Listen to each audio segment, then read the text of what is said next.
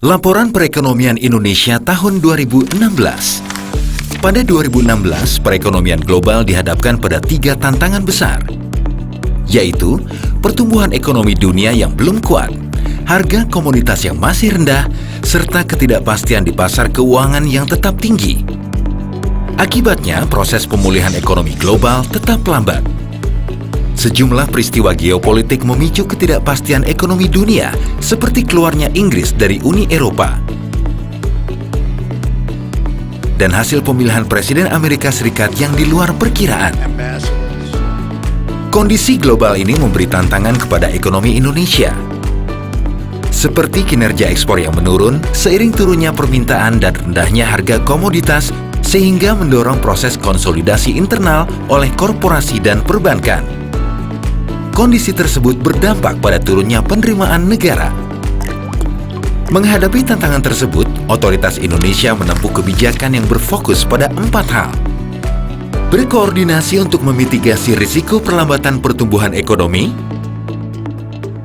menjaga stabilitas ekonomi dan sistem keuangan, memperkuat struktur perekonomian melalui peningkatan efisiensi dan produktivitas, serta mempertahankan berbagai kebijakan agar tetap dalam koridor kebijakan makroekonomi yang sehat. Kebijakan makroekonomi diwujudkan melalui bauran kebijakan fiskal, moneter, makroprudensial, mikroprudensial, sistem pembayaran, dan struktural. Bank Indonesia sendiri menempuh bauran kebijakan yang mengombinasikan kebijakan moneter, makroprudensial, dan sistem pembayaran. Di bidang moneter, dengan tetap menjaga stabilitas makroekonomi, suku bunga kebijakan diturunkan sebanyak 150 basis point dan mereformulasi suku bunga kebijakan dari BI Rate menjadi BI 7-Day Reverse Repo Rate. Selain itu, menurunkan giro wajib minimum primer sebesar 1%. Pelonggaran kebijakan moneter tersebut berdampak positif terhadap perekonomian dengan nilai tukar yang tetap terjaga. Di bidang makroprudensial, kebijakan diarahkan untuk memperkuat intermediasi perbankan.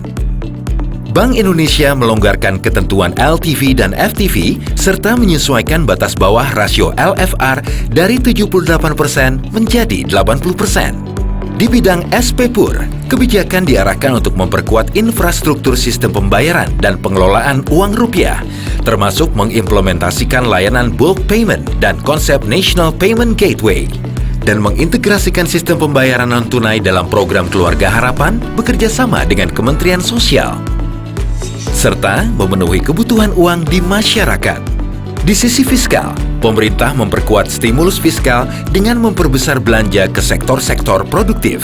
Program amnesti pajak juga berhasil mengumpulkan dana tebusan pajak yang terbesar di dunia. Sementara itu, OJK mengarahkan kebijakannya untuk memastikan kegiatan sektor jasa keuangan terselenggara dengan baik, transparan, dan akuntabel, sekaligus melindungi kepentingan konsumen dan masyarakat. Berbagai kebijakan yang ditempuh tetap didukung kebijakan struktural yang meliputi harmonisasi peraturan, kemudahan perizinan, dan insentif fiskal. Hal tersebut dituangkan pemerintah dalam paket kebijakan ekonomi 9 hingga 14. Sinergi kebijakan yang ditempuh membuat perekonomian Indonesia tetap berdaya tahan di tengah kondisi global yang kurang menguntungkan. Pertumbuhan ekonomi meningkat dari 4,9% pada 2015 menjadi 5,0%. Inflasi tercatat cukup rendah di level 3,02%. NPI mencatat surplus. Nilai tukar rupiah terkendali dan cenderung menguat. Tingkat pengangguran terbuka juga menurun. Jumlah penduduk miskin berkurang disertai dengan penurunan rasio Gini. Pengelolaan uang rupiah semakin baik menjangkau seluruh wilayah NKRI. Momentum pemulihan ini menjadi pijakan untuk prospek ekonomi ke depan yang lebih baik. Pertumbuhan ekonomi Indonesia diproyeksikan meningkat, diikuti defisit transaksi berjalan yang diperkirakan tetap sehat. Inflasi diperkirakan meningkat, namun masih dalam kisaran sasarannya sebesar 4 ± 1%. Kinerja intermediasi perbankan akan semakin baik. Di jangka menengah, pertumbuhan perekonomian Indonesia diperkirakan lebih tinggi dan berkesinambungan. Dinamika perekonomian Indonesia selama 2016 dapat ditemukan pada buku Laporan Perekonomian Indonesia 2016.